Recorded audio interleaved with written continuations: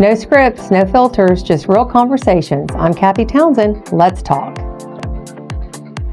Welcome to Townsend Unplugged, a podcast built for real conversations in a world that often avoids them. This is a personal venture by Cathy Townsend, and it's not affiliated with any political office or campaign. Expect honesty, tough topics, laughter, disagreement, and truth. Nothing rehearsed, nothing censored, just people talking openly. So the first segment we're going to talk about is let's get things straight. We're going to begin by talking about things that are out there and people want to say and they want to hide behind keyboards. And this is going to be setting the record straight. And we're going to begin with Bucees. Bucees is coming to St. Lucie County. It is in the process. Nothing you know in government goes fast. We have done our part. We are waiting for FDOT. You've got the turnpike. You have 95. You have entrances, exits. There's a lot to this process because of the interstate and because of the DEP, and there's many different departments involved. So Bucees is coming. Hear me, it's coming. Now let's talk about the data center. You know, when you want to hide behind a keyboard and you don't want to put yourself out there and run for office, or you don't want to pick up the phone and call your elected official, this is how things happen and this is why things are bad. Pick up the phone and call somebody. Call your county commissioner. Call a commissioner that you might know, because the data center is not coming to St. Lucie County. The data center is actually being held off by your governor, Ron DeSantis. He is in Tallahassee currently as we speak, trying to make it so no data center will ever be allowed to come to Florida. So until that is decided in session this year, there is no data center coming to St. Lucie County. Also, there are commissioners that are going to be going to Virginia, North Carolina, Georgia, where there's data centers throughout the United States, and they are going to be taking field trips and talk to residents and businesses and elected officials. We do not make a decision, and your vote and your decision when you come to meeting does matter. So instead of, again, hiding behind a keyboard and running your mouth, pick up the phone and call. Call a commissioner. Call me. I will give you the real truth. I have nothing to hide, and I have no reason to lie. So the next segment we're going to talk about is what you didn't hear about. Let's talk about the airport. So we all know there's an airport. There's a lot of you that don't know. We are the second largest in the state of Florida, 3,600 acres.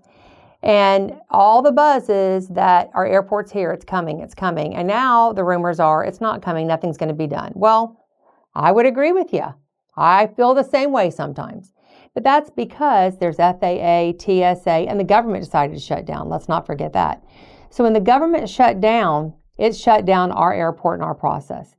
TSA is there. They're in the communications. We are having conversations with 2 airlines. Hopefully by March, the county will be announcing who those are going to be. But what you don't know about is you have to have a 139 certification, which the county got last year, and you are at the mercy of FAA. Now let's talk about the bigger picture. The bigger picture is your elected officials and your administration. And so you can have somebody really fighting for the airport, but if you don't have willing staff that feels the same way as you, or if you don't have 2 other commissioners that decide with you, or they just listen to what staff tells them and they don't do their own homework, well, then it makes it very difficult for anything to move forward, let alone our airport. So the airport is here, it's happening. There is conversations going on for a hotel, for hangars, for some military stuff to come here. However, it is in pause right now, waiting on TSA to get back in sync because of the shutdown. And the FAA is at the airport currently doing things with the businesses. But most importantly, it's also being delayed through some staff issues and concerns. So this is what you don't understand. What you don't understand is one person elected can't do everything. It takes 3 votes in any decision made in government. So the last segment we're going to talk about is how this really works. I get phone calls all the time, or I'm out to dinner, or I'm somewhere, and somebody wants to know why we're the highest property taxes in the state of Florida. Well, actually, we're not.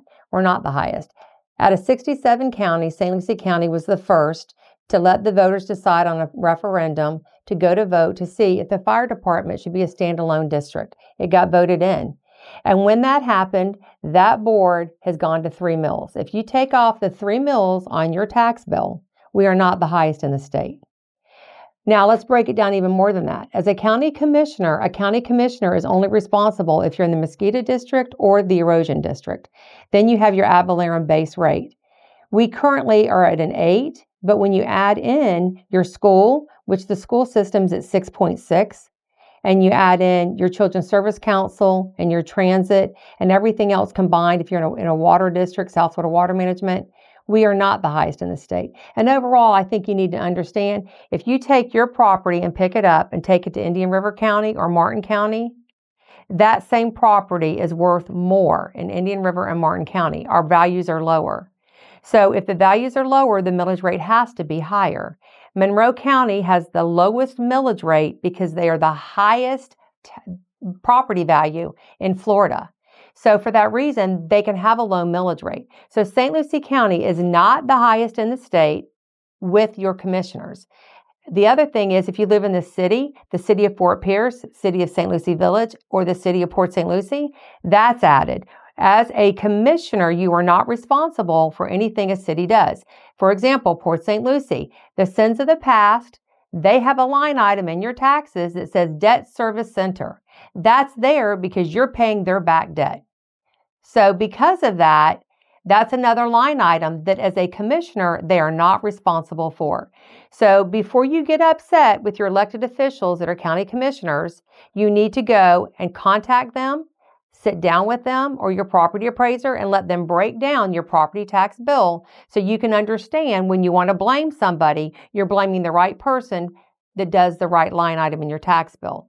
Again, property values are lower in St. Lucie County. We don't have Johns Island. We don't have Selfish Point. So I want you to understand, yes, we're the highest in the state, but not because of your county commissioners. You have to take off the other taxing authorities. I hope this helps. Till next time, thank you. Real conversations start when we actually listen. Thanks for being here. I'm Cathy Townsend. Till next time.